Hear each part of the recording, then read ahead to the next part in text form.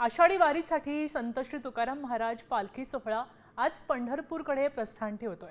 संत तुकाराम महाराजांच्या पादुका पूजेनंतर दर्शनासाठी मंदिरामध्ये ठेवण्यात आलेल्या आहेत।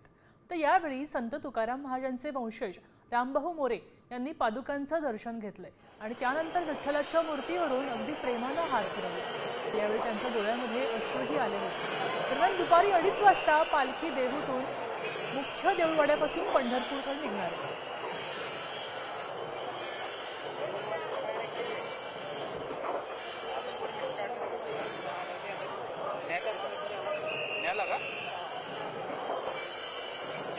आपले प्रतिनिधी सागर आव्हाड या ठिकाणी उपस्थित आहेत आणि ते घटनास्थळाचा आढावा घेत आहेत। सागर, आम्हाला काय सांगाल, काय अधिकची माहिती आहे? नक्कीच टाळ मृदुंगाचा जयघोष जो आहे तो या ठिकाणी सुरू आहे।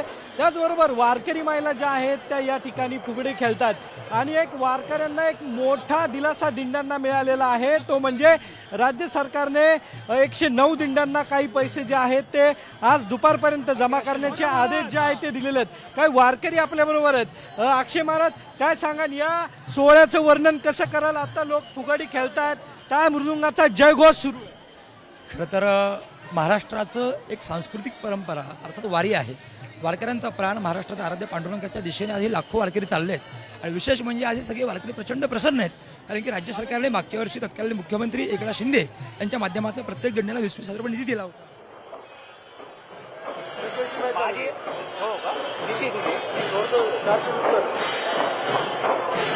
आदर्शी गाणे 514 आहे, 514 आदर्शी टीव्हीने आणि आयपीएन वगैरे पिक्चर बघतो।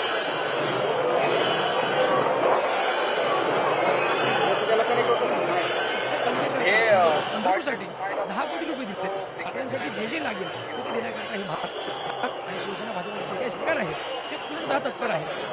जयघोष सुरू आहे। काय अनुभव असतो वारीचा? किती वर्ष वारीमध्ये येतात, कसं वर्णन कराल? आज 22 वर्ष झाले मी वारीला येतो। वडिलांकडून वेणा माझ्याकडे आला आणि आता माझ्या चिरंजीवाकडे चालू आहे। आता काय विचारायचं तर त्यांना विचार।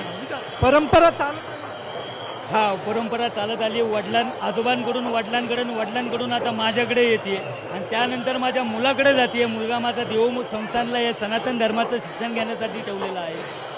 ती कृपा त्याच्याकडून भेटते आहे, ती अशीच पुढे चालू राहावी हीच पांडुरंगाचरणी विनंती। हे सांगा की इथून सुरू असणारी आजची वारी, इथून पुढची वारी सर्वांनी आनंदात जावं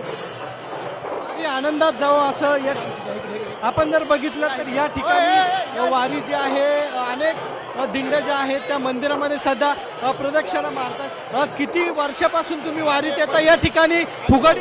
25 वर्षापासून आम्ही इथे येतोय।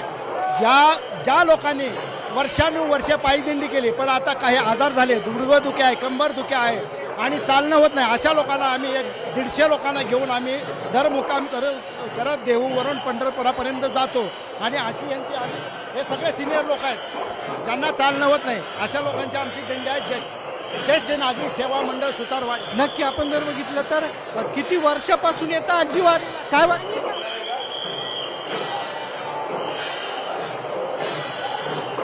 काय फोन केला येतं टाकतो मी तुला।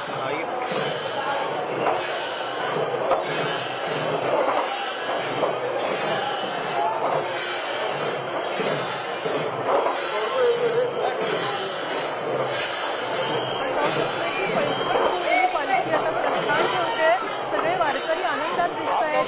टाळ मृदुंगाचा गजर सुरू आहे आणि आता ही पंढरपूर दिशेने पालखी निघाली।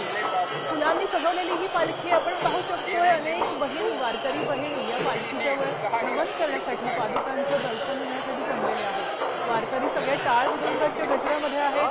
शुभ्र रंगाचे पोशाख घालून सगळे वारकरी आणि सगळ्या संगीत साड्या नेसून नटून खटून या वारकरी भगिनी या पालखीमध्ये असलेल्या पादुकांचं दर्शन घेत आहेत। आता ही पालखीने प्रस्थान ठेवलंय पंढरपूरकडे। पायी ही पालखी निघणार आहे।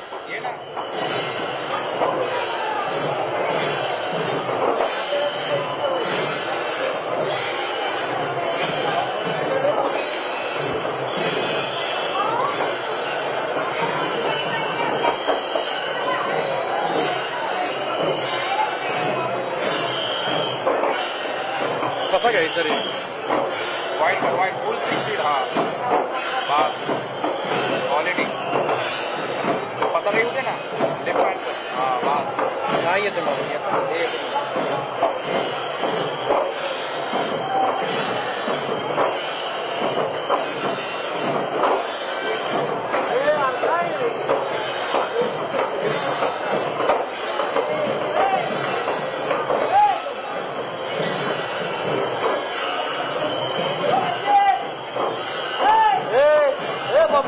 पैठणमध्ये दृश्य आहेत. एकनाथ महाराजांची पालखी आहे.